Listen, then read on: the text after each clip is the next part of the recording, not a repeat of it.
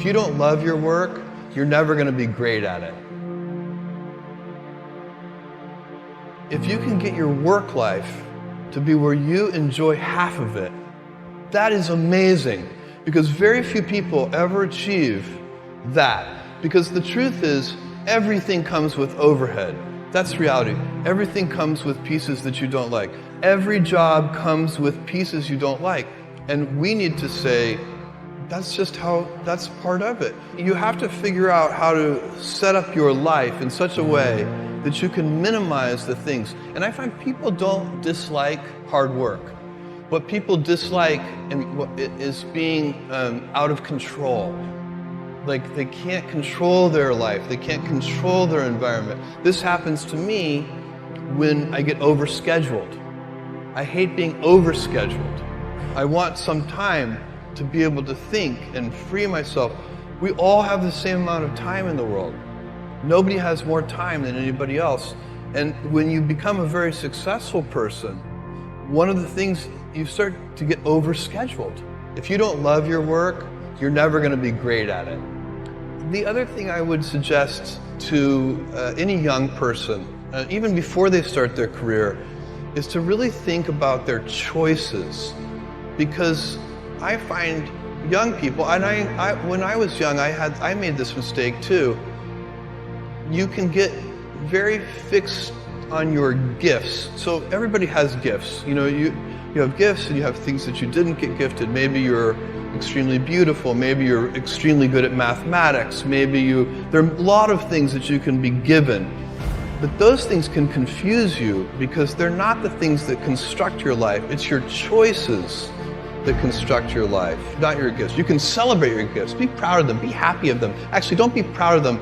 Be celebratory of them. But you can't be proud because they're gifts. They were given to you. You didn't earn them. You can only be proud of the things you earn.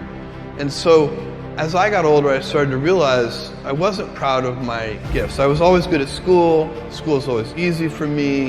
And I was always proud that I was a great student. I got A's in all my classes. I was good at math, all of that. And I thought that's who I was. But it's not true. Those are the things that are gifts. What was hard for me is deciding to work hard, deciding to use my gifts in certain ways, to challenge myself, to do things that I didn't think I could do, to put myself in uncomfortable situations.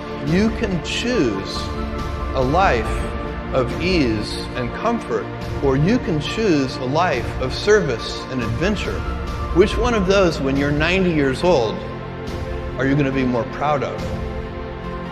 Tomorrow, in a very real sense, your life, the life you author from scratch on your own, begins. How will you use your gifts? What choices will you make? Will inertia be your guide, or will you follow your passions? Will you follow dogma, or will you be original?